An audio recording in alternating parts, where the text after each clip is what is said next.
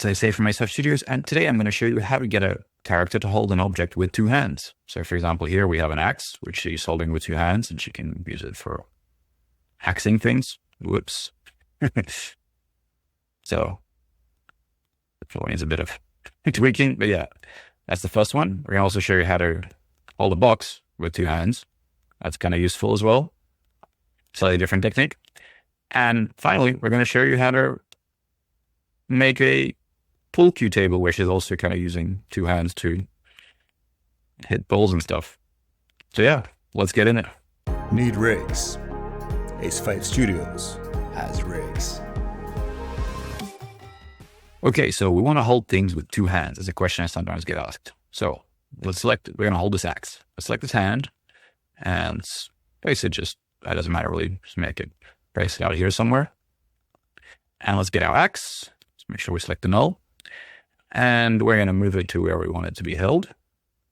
So somewhere here, let's move it up so it'll be the hand on the lower part.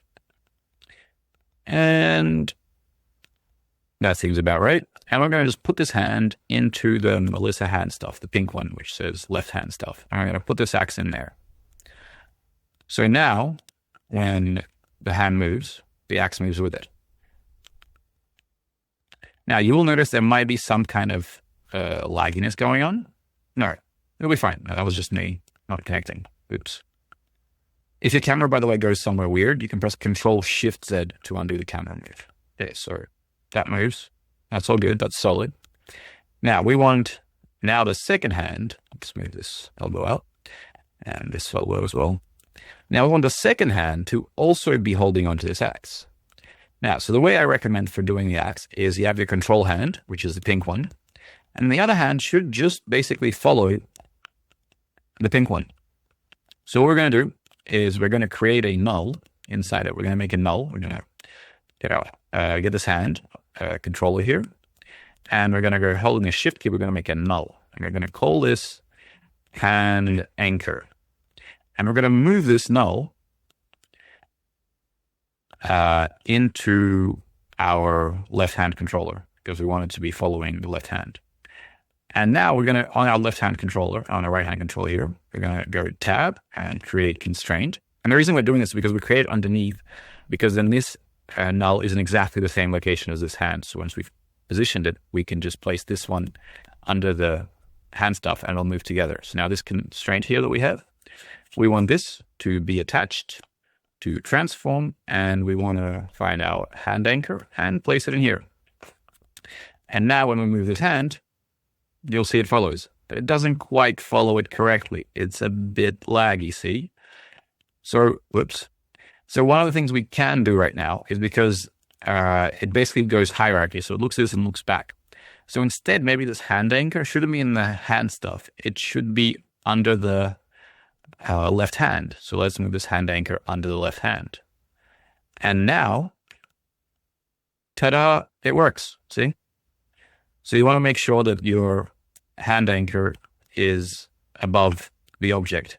So if you, for example, if you want the hand, if you're using the other hand, if you're holding it in the left hand, and then you move the hand anchor underneath that hand, like if it's in the other order, here you'll go back, you will have a bit of lag again. It's not much, but it will be. So always make sure that the object that you're referencing is above the object that you're connecting to. So, and then we can animate this and we can do the wood chopping thing or whatever it is that you need to do. So that's our first option for animating an object with two hands.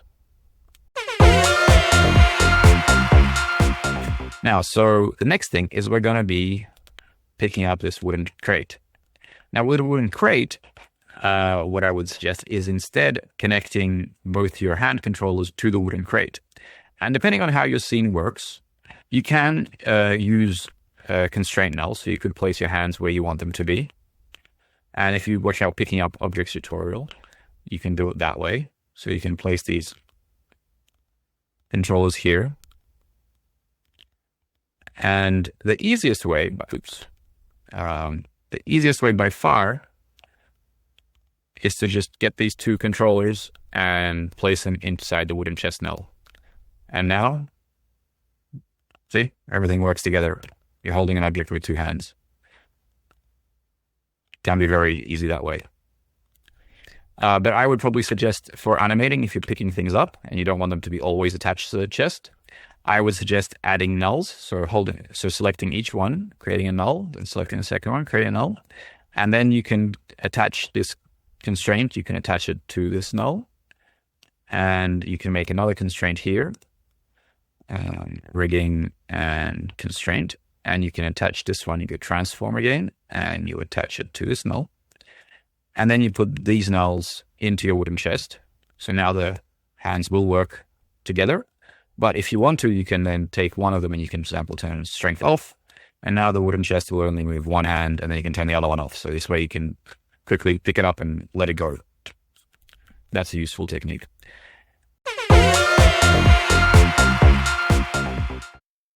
Bonus. How do we get a pull cue, which is technically held with two hands, but also kind of slides along one of them? So let's get our pull cue object, cue stick, and let's place it in the right position. In here somewhere. Let's back a bit. And that feels about right. Yep. And let's place this cue stick into our left hand stuff. Very good. Now, the thing is, maybe that's not the right approach, because now we do have this hand which can move around. Oops. Yeah. We need just like this thing. Yep. And we can move it around. Ooh, very laggy. What's going on here?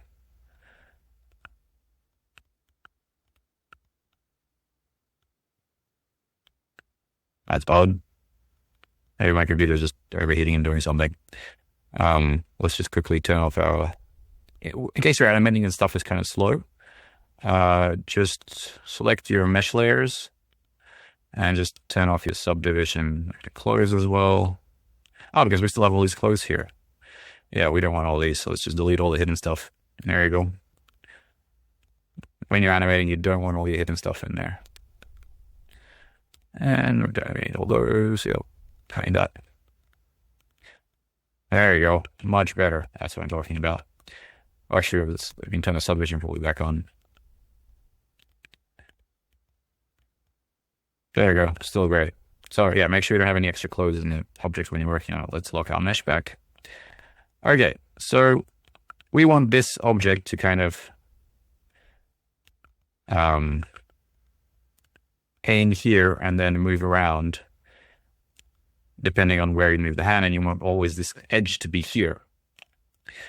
So what I was just doing is actually controlling probably with the pull cue, or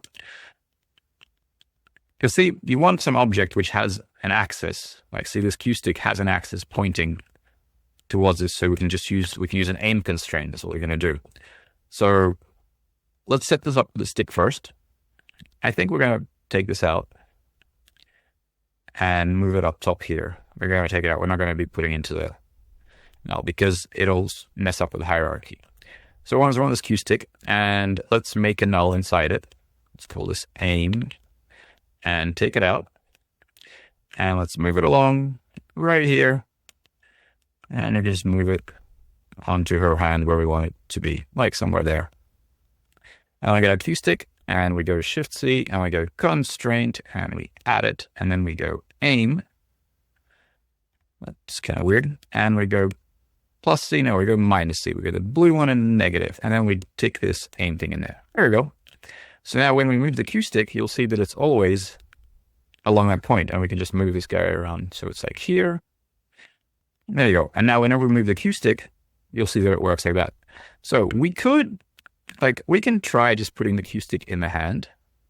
But we also want the hand to be in this position to be aiming at that. Because if we just put it into the hand, like let's put this cue stick into our hand. When we move the hand, you'll see that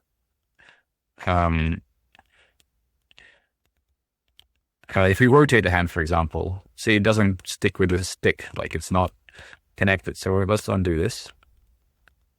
Let's take this out. So what we do want is we could just put a hand controller into that's probably the easiest way. And now when we move this guy, and wherever we move him,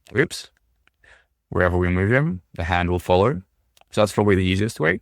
But you could also attach a little controller, a little null as well, and you can just constrain this the same way we did in the previous with the box one. So there you have it. But this is basically how you animate this kind of object. So it's not holding an object with two hands, but it's using two hands to animate something. So there you have it. Hope you enjoyed this. I'll see you next time. And remember, if you need any more characters, we have a bunch of stuff on ace5studios.com. All these characters are animation ready. Rigs have materials, are fully customizable, and you can use them in your own commercial projects. We also have more stuff here, like some free rigs you can try out. We have character building kits. We have packs of simpler characters for infographics and infomercials, whatever it is you're making as kids. There's also some animals there, so go check it out. You won't be sorry.